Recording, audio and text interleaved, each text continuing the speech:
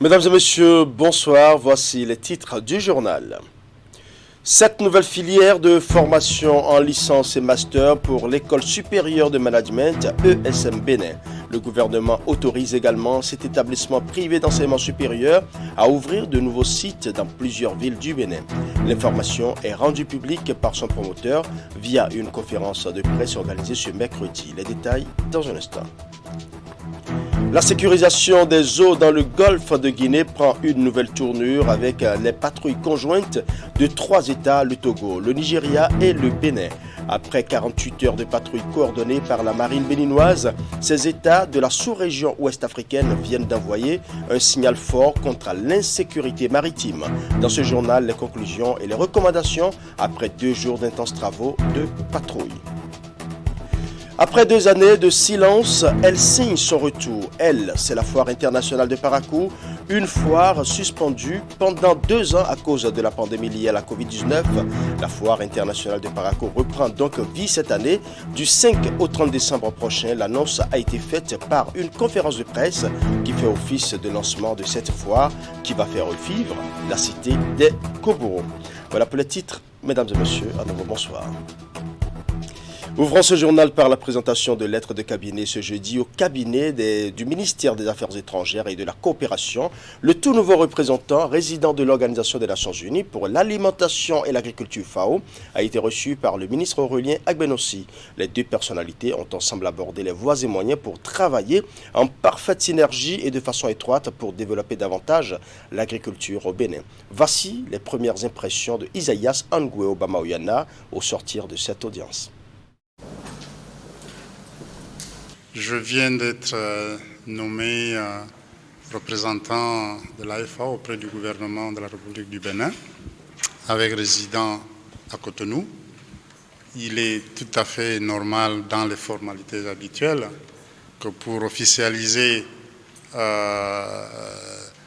mon affectation, il faut d'abord s'entretenir avec Monsieur le ministre des Affaires étrangères de la coopération.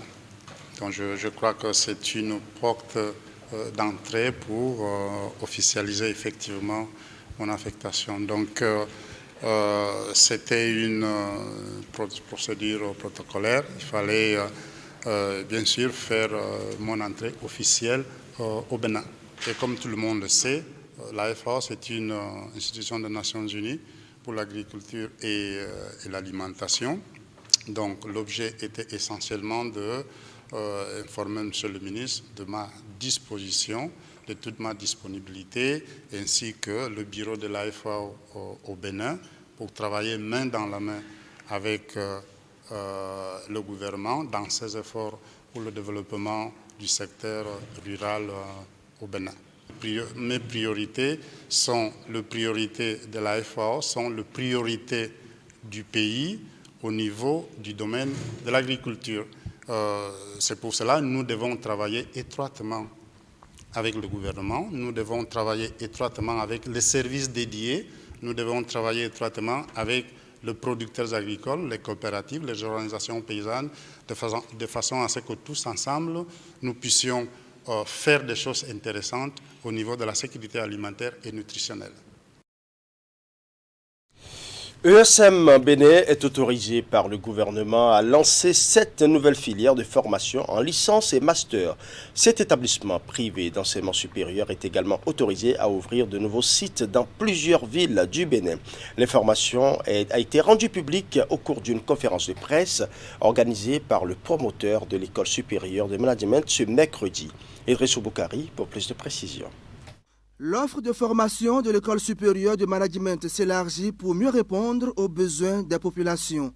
Vendredi 19 novembre 2021, ESM Bénin a reçu du gouvernement par le biais du ministère de l'Enseignement supérieur et de la Recherche scientifique son arrêté d'agrément de filière, ce qui lui permet désormais d'ouvrir 7 nouvelles filières, à savoir génie civil, eau et assainissement, réseau informatique et télécom, gestion de l'environnement et aménagement du territoire, administration des finances, administration générale, sciences juridiques et politiques et sciences économiques et de gestion.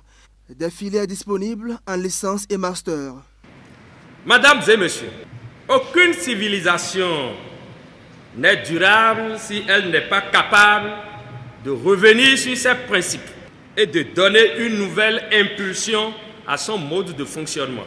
C'est ainsi que le gouvernement actuel, depuis quelques années, exhorte les universités à former dans des filières pratiques susceptibles d'augmenter l'employabilité des diplômés pour le développement de la nation.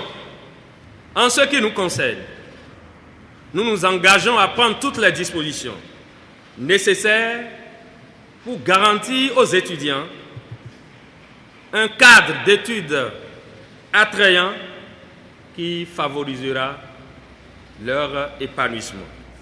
L'école supérieure de management gagne par ailleurs le pari de la bonne couverture géographique.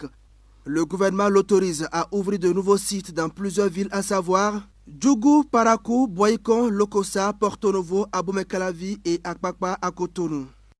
Chers partenaires, les statistiques nous ont montré que nos étudiants viennent des 4 coins du pays et d'ailleurs. Nous avons donc vite compris qu'on ne saurait véritablement construire l'avenir de notre jeunesse en restant dans notre siège de Cotonou. Cette vive et tangible réalité nous a obligés à solliciter l'ouverture de nos ANES afin de couvrir dans sa grande majorité le territoire national. Cette notification est intervenue après les visites de sites par une commission nationale et après les avis favorables du Conseil consultatif pour l'enseignement supérieur et l'avis favorable du Conseil national pour l'éducation. Le grand rêve fut donc une réalité. Créé en 2017 avec au départ 7 étudiants, ESM Bénin s'enracine progressivement sur l'ensemble du territoire national avec des diplômes accrédités par le CAMES. Dans sa quête de la formation métier, ESM Bénin se positionne comme le chemin qui mène vers l'emploi. Restons dans l'enseignement supérieur pour annoncer l'hommage rendu à 11 enseignants-chercheurs émérites déjà à la retraite. C'est une initiative du département des lettres, langues, arts et communications de l'université d'Abomey-Calavi. Il s'agit pour les responsables de ce département de célébrer ces hommes qui ont tout donné à l'université. C'était à l'occasion du colloque sur le trentenaire des conférences nationales en Afrique. Teddy Goudalo.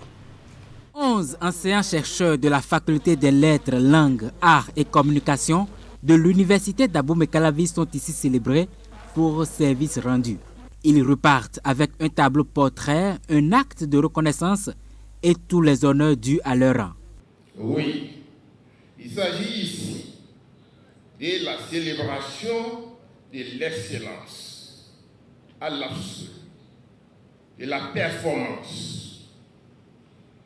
Je parle aussi de joie, car je revois de vénérables visages d'aînés qui, bien avant moi, ont apporté leur pierre ô combien précieuse à l'édification de cette belle entité qu'a été l'ESFlash. En initiant ces hommages à leurs formateurs admis à faire valoir leur droit à une pension de retraite, les collègues du département des lettres modernes posent un acte important d'accomplissement d'un devoir de reconnaissance. Oui, c'est un acte de gratitude envers leurs aînés, entre les mains expertes de qui sont passées des générations et des générations d'étudiants du Bénin et d'ailleurs. Ces anciens ont contribué à fournir au Bénin et à l'Afrique des cadres pétris de savoir-faire dans différents domaines de la vie. C'est une célébration qui intervient à l'occasion du colloque sur le trentenaire des conférences nationales en Afrique. Plusieurs de leurs anciens étudiants et même le corps enseignant de la FLAC ont également témoigné leur gratitude aux heureux récipiendaires. Chers célèbres professeurs, soyez heureux et soyez fiers de votre œuvre. En effet, par votre rigueur, votre professionnalisme et votre fermeté, par la qualité des cours que nous recevions de vous, par la fiabilité et la sincérité des résultats en fin d'année auxquels vous attachez du prix, vous avez contribué à donner toutes ces lettres de noblesse à notre département. Certains croiront peut-être que moi qui parle, que je n'ai pas été leur étudiant. Mais bien sûr, je suis passé par leurs mains. Et si aujourd'hui il y a quelque chose que vous appréciez peut-être positivement en moi, eh bien c'est peut-être à eux que je le dois. La faculté des lettres, langues, arts et communications de l'université d'Abomey-Calavi démontre ainsi son attention à l'endroit des enseignants qui ont contribué à l'éclosion de l'entité. Un ouvrage est d'ailleurs lancé en leur honneur au fin d'immortaliser leurs différentes œuvres au profit de la communauté universitaire. Dans un tout autre registre, nous allons parler des doléances des jeunes et enfants des collines portées à la connaissance des autorités, notamment celles départementales. L'initiative est portée par le Fonds des Nations Unies pour l'enfance, UNICEF. Elle vise non seulement à encourager une cohésion intergénérationnelle, mais aussi susciter l'engagement des autorités à œuvrer davantage pour la promotion des droits des enfants et des jeunes, ainsi que leur épanouissement. Les échanges de Dassa constituent la 5e étape d'une tournée démarrée par le Septentrion. Y mettez-les dans pour plus de précisions. Des missives portant les préoccupations des jeunes et des enfants du département des Collines quant à la défense de leurs droits. Elles ont été remises à l'autorité préfectorale dans le but de susciter l'engagement de ce dernier à œuvrer davantage pour leur protection et leur épanouissement. Démarrée par Nati Tengu, après les étapes de Djougou, Parakou, Kandi, l'initiative dénommée U-Report et portée par le Fonds des Nations Unies pour l'enfance, UNICEF, est arrivée à Dassa ce mercredi. Les adultes ont beaucoup de responsabilités vis-à-vis des enfants et des jeunes pour la vie d'aujourd'hui et pour leur avenir. Raison pour laquelle ils ont décidé de pouvoir mener ce relais pour avoir l'opportunité de présenter leur plaidoyer au niveau des adultes. Dans leurs propos, les porte-paroles ont évoqué les difficultés des enfants nés en prison ou ayant leurs géniteurs incarcérés, la consommation de stupéfiants par certains adolescents et jeunes. Les conséquences désastreuses ont également été portées à la connaissance du préfet. Nous, les enfants des collines, plaidons pour que les enfants dont les parents sont emprisonnés soient identifiés afin que des mesures d'accompagnement leur soient faites pour garantir leur scolarité. Et que les enfants qui vivent actuellement en prison puissent bénéficier du soutien nécessaire pour qu'ils jouissent de leur droit à l'éducation, à la santé et à la protection. Monsieur le préfet, nous plaidons pour la lutte contre les stupéfiants et la délinquance juvénile dans notre département. En second lieu, nous plaidons pour la gratuité des soins aux enfants de 0 à 5 ans. Très touché, l'autorité préfectorale a salué l'initiative. Saliou Odoubou a pris l'engagement de faire des différentes doléances une préoccupation particulière. Il a annoncé le renforcement des actions déjà menées et celles à envisager en vue d'apporter des solutions aux problèmes cités. Que la drogue entraîne la délinquance juvénile et c'est cette délinquance juvénile qui détruit en fait la jeunesse. Et je voudrais vous remercier pour ce diagnostic qui est posé et vous dire qu'il y a un travail qui a commencé dans ce sens avec la police républicaine. Il y a ces centres de débit de boissons qui sont en train d'être repérés, répertoriés, et on a commencé par démanteler déjà ce réseau. Les enfants dont les parents sont en prison ou les enfants qui vivent en prison avec les parents détenus, on verra dans la mesure du possible ce qui est faisable pour que, effectivement, ces enfants puissent être pris en charge afin qu'ils bénéficient de leur droit à l'éducation. Responsables des plus jeunes, les adultes sont les éclaireurs, protecteurs et conseillers de la génération montante. À travers l'initiative du relais, l'UNICEF entend créer une chaîne de dialogue avec comme maillon essentiel les jeunes, les enfants, les adultes. La démarche du plaidoyer va permettre également à l'organisation internationale d'encourager une cohésion intergénérationnelle. Parlons à présent sécurité maritime avec les patrouilles conjointes des marines de la sous-région ouest africaine. Il s'agit notamment des marines du Bénin, du Togo et du Nigeria qui se sont donné la main pour sécuriser les eaux dans le golfe de Guinée. Des patrouilles dont la coordination est assurée par le Bénin. Après 48 heures de travaux, les opérations ont pris fin ce mercredi. Le point de la cérémonie de clôture avec Narcisse Alossé. Il y a 48 heures, ces navires prenaient départ de la base navale du Bénin pour des patrouilles conjointes de 3 marines de la sous-région ouest-africaine dans les eaux du golfe de Guinée. Une opération dénommée Save to Men One qui a pris fin ce mercredi matin avec un vent de satisfaction. Ce matin, les 3 navires Ouémé, Nguru et Oti sont revenus au port de Cotonou. C'est le lieu de dire que cette opération, qui est une opération combinée, conjointe entre les 3 pays de la zone E, va contribuer à sécuriser davantage les voies maritimes de la zone E particulièrement et par extension les eaux maritimes du golfe de Guinée. La zone E, elle comprend le Togo, le Nigeria, le Niger et le Bénin. Pendant 48 heures donc, les patrouilles ont sillonné les eaux maritimes de cette zone. Les équipages des navires interceptés ont été interrogés et assurance a été donnée à tous les usagers de cette zone qu'elle est désormais sécurisée. Je peux ici dire, sans risque de me tromper, que nous sommes passés du rêve à la réalité. Nous avions rêvé dans un mémorandum du 30 août 2018 et le CMMC, les vaillants officiers du CMMC, appuyés par les partenaires étrangers, ont transformé ce rêve en réalité. Mais au-delà des retombées sécuritaires pour nos pays respectifs, ces patrouilles démontrent une fois encore de notre capacité à fédérer nos efforts, à fédérer nos moyens, à nous mettre ensemble pour atteindre des objectifs communs.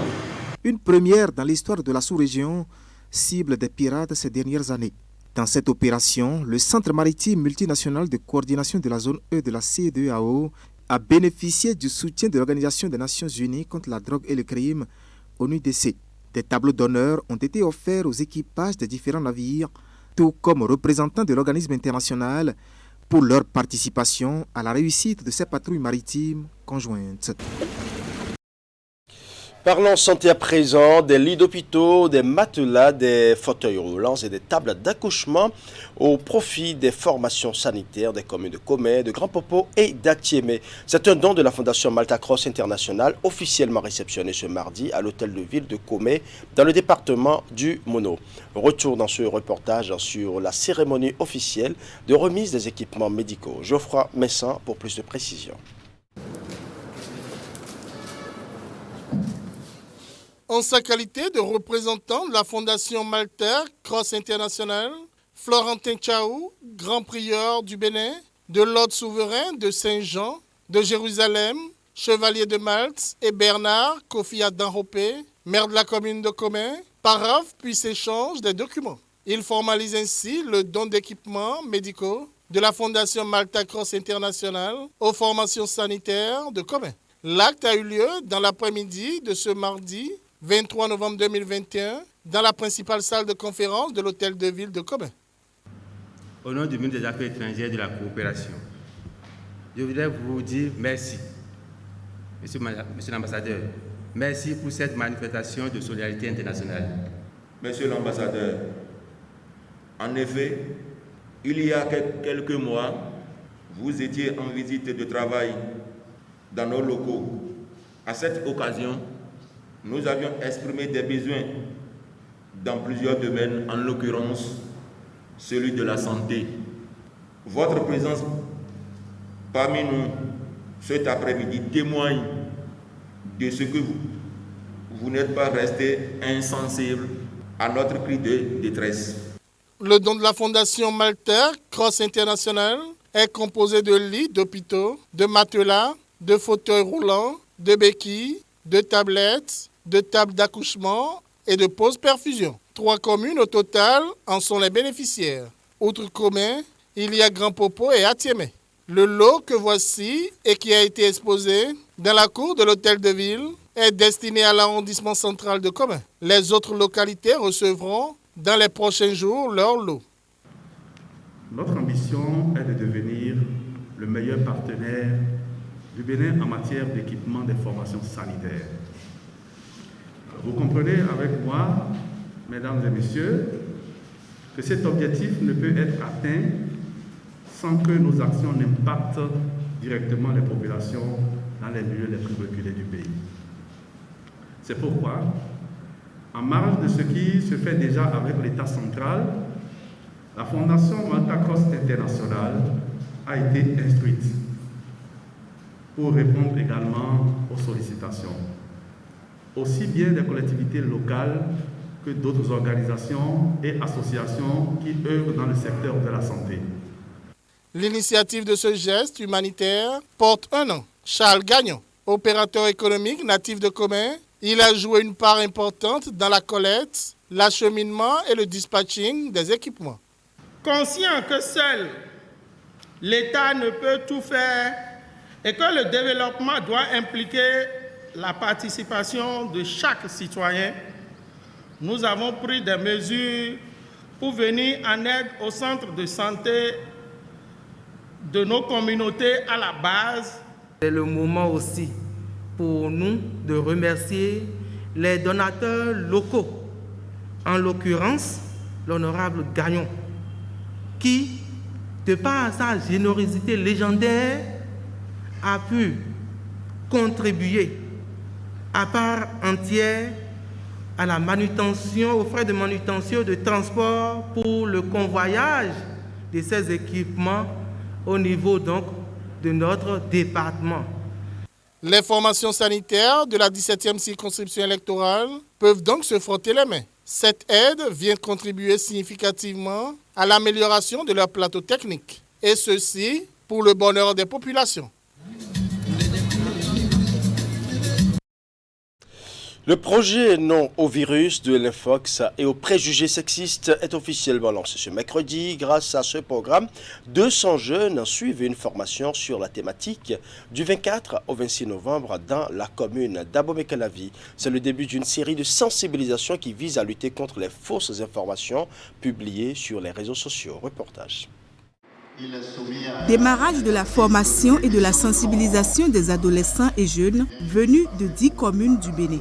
Une initiative de la US Benin Women Alumni Association, USBWA, en partenariat avec l'Organisation internationale de la francophonie qui lutte contre les fausses informations. C'est un vaste projet de campagne intitulé « Non au virus de l'infox et aux préjugés sexistes ».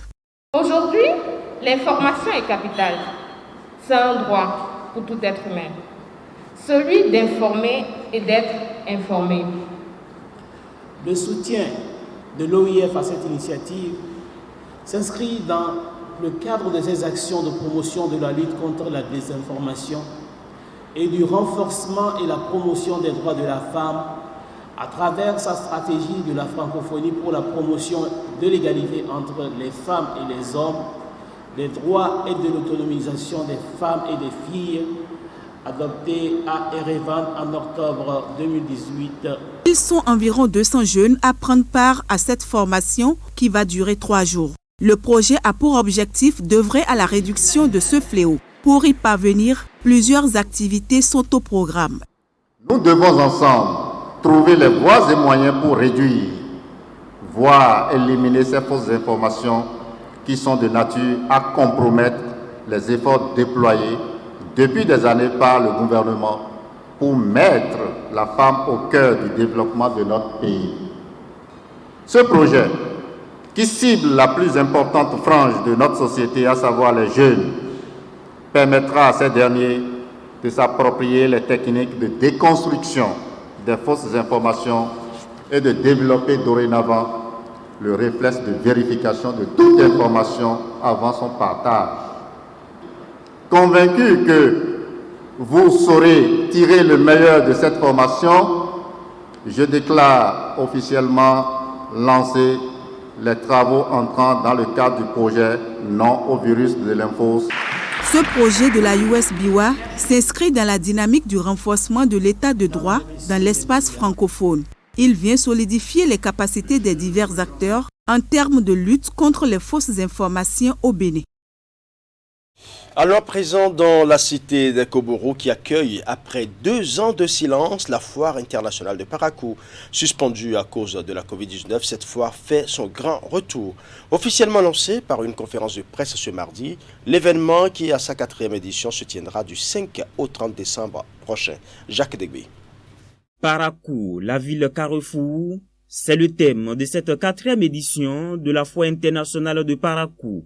Un grand rendez-vous d'affaires qui réunira plus de 7000 forains venus de 14 pays à travers le monde et qui, selon le maire Inoussa Zimé Chabi, sera tout simplement la meilleure édition. Je dis bien la meilleure parce qu'elle s'organise dans le strict respect des mesures de lutte contre la Covid-19. La meilleure parce que fortement réclamée par nos populations. On s'en souvient. Même l'année dernière, les populations en ont réclamé. Mais vu le contexte, on a été prudent. Mais cette fois-ci, comme je l'ai dit, ça y est. La meilleure, enfin, parce qu'elle vient avec beaucoup d'innovation, surtout au plan organisationnel, avec des stands rénovés et spacieux. Une sécurité au top et un accueil vraiment très chaleureux. Après ces précisions, les journalistes ont posé des questions d'éclaircissement, notamment sur les dispositions prises pour faire face à la pandémie de Covid-19. Mais l'autorité municipale s'est voulue rassurante. Toutes les dispositions vont être prises afin de ne pas permettre la propagation du mal. La preuve, vous aurez à l'intérieur de la foire des centres même de vaccination. Ils auront leur stand un peu partout à l'intérieur, comme dans la ville. Nous allons veiller aussi au respect des mesures barrières. La foire internationale de Parakou, ce sont aussi les sponsors officiels et les partenaires qui, pour cette 4e édition, sont encore plus nombreux. Nous sommes sponsors officiels. Vous savez, depuis un bon moment, on a changé d'identité. Aujourd'hui, on parle de Move Africa. Move Africa, c'est beaucoup d'offres. Nous sommes là pour accompagner tous les forains. Gamme de produits en bière, en boissons non alcoolisées. Également, nous avons nos eaux et tout cela, c'est pour rafraîchir les forains. Je ne saurais terminer sans remercier nos sponsors traditionnels. Il faut dire qu'en dehors des expositions culturelles, des expositions ventes et de géants concerts avec des artistes étrangers, la FIP 2021 sera aussi marquée par des balles poussières, des défilés de mode et bien d'autres surprises. Il est attendu 20 000 visiteurs de par le monde, avec à la clé une prévision de 3 milliards de francs CFA de chiffre d'affaires. Autre volet de l'actualité nationale, la validation du plan d'orientation stratégique 2021-2025 de l'Office national du bois ONAB était au cœur d'un atelier de 2 jours à Grand Popo dans le département du Mono. C'est un atelier qui s'inscrit dans la dynamique de restructuration, de consolidation des acquis et d'accroissement de la performance de l'entreprise. Geoffroy Messan. Une nouvelle ère de gouvernance s'annonce à l'Office national du bois, ONAB. L'un des derniers actes nécessaires à sa concrétisation se déroule dans cette salle de conférence de l'hôtel Bel Azur de Grand Popo, au sud-ouest du Bénin, à 85 km environ de Cotonou. Il s'agit de la validation du plan d'orientation stratégique 2021-2025 de l'entreprise. Le plan stratégique est un document fondamental pour la mise en œuvre efficace et courante de la gare. C'est la feuille de route que se donne une organisation pour réaliser sa vision à moyen et à long terme. Cette feuille de route est plus importante qu'une simple planification, puisqu'elle oblige l'organisation a examiné ces contextes internes et externes, a fait des projections dans l'avenir et déterminer les stratégies lui permettant de concrétiser sa mission et sa vision. Il est même le point de départ de tout cycle de gestion axé sur les résultats.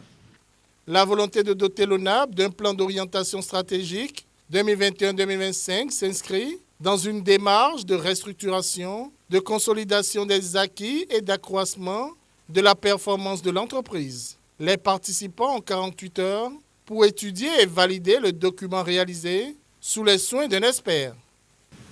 Je crois que cet atelier nous permettra de se mirer davantage et de prendre davantage d'engagement pour les 5 prochaines années.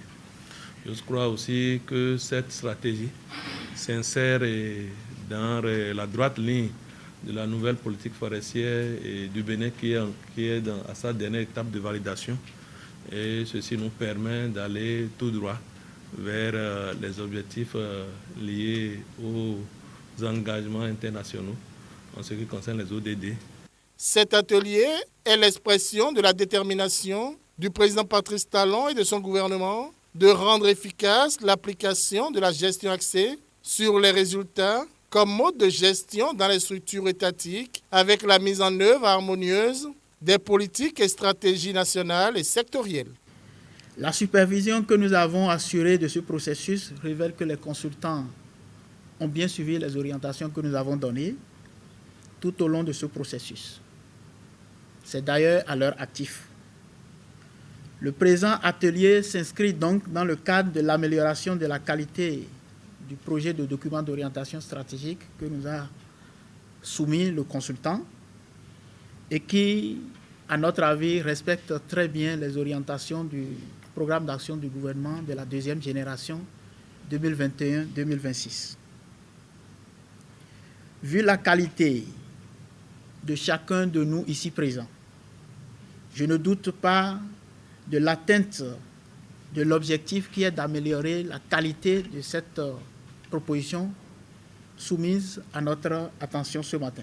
L'ONAB a pour objet le développement durable, la valorisation et la commercialisation des ressources forestières de l'État et des personnes morales de droit public, le cas échéant en partenariat avec des personnes privées. Enfin, une bonne nouvelle pour tous les abonnés de Canal+. Eh bien, les bouquets Canal+ en ajoutent à leurs offres de programmes pour cette période de fin d'année. Tout réabonnement donne droit gracieusement à la formule de 40 000 francs CFA 15 jours durant. D'autres surprises prévues en ce moment de l'année ont été expliquées par les responsables de la structure au cours d'une conférence de presse tenue ce mercredi à Cotonou. Wahab Alikpara pour plus de précisions. Les fêtes de fin d'année ont déjà commencé depuis le 19 novembre dernier chez Canal+. Jusqu'au 31 décembre prochain, les réabonnements à n'importe quelle formule offrent en plus aux clients la chance de bénéficier des programmes de la formule Tout Canal+. À partir du moment où vous vous réabonnez, maintenant, et ça jusqu'au 31 décembre, vous vous réabonnez et vous avez 15 jours de chaîne bonus à la formule Tout Canal, à la formule de 40 000 francs CFA, pour pouvoir profiter de l'intégralité de l'offre Canal+. Et la deuxième offre promotionnelle que je viens de vous annoncer, qui commence dès demain, et qui va courir jusqu'au 24 décembre, donc jusqu'à la veille de Noël, c'est notre décodeur HD à 1000 francs CFA au lieu de 5000 francs CFA. Pour tous ceux qui ne seraient pas encore abonnés, c'est le moment de saisir cette opportunité pour pouvoir rentrer dans la famille Canal+, et pouvoir profiter de nos superbes programmes. Venez passer les fêtes avec nous. Venez, on vous attend sur votre nouvelle chaîne, Canal+. On vous attend aussi sur Canal+ Première et toujours sur les chaînes Canal+ Sport. Pour vibrer ensemble.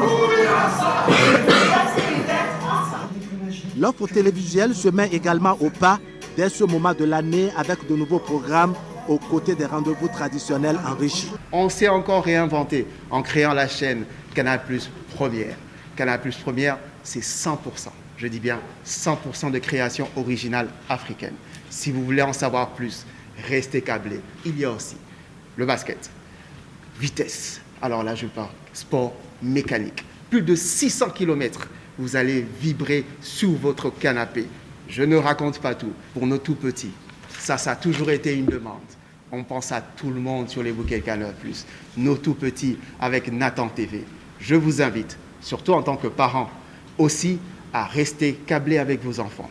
Toute la semaine, des grands programmes. Le week-end, quand vous avez le temps, asseyez-vous, vous allez voir d'autres enseignants parler aux élèves du CE1 jusqu'au CM2 sur les cours. On a également une autre chaîne exclusive qui arrive pour cette fête de fin d'année qui est 13 Christmas, sur laquelle les amoureux de la musique pourront retrouver des contenus musicaux 100% Noël, 100% Christmas. Et ça se passe sur le canal 390. Et encore une fois, c'est disponible dans toutes nos offres, dans tous nos bouquets. Le réabonnement avec les bouquets Canal+ est disponible tant dans les points de vente que par téléphone grâce au réseau mobile. Voilà, ce sera tout pour ce journal. Merci pour votre aimable attention. Bonne soirée chez vous.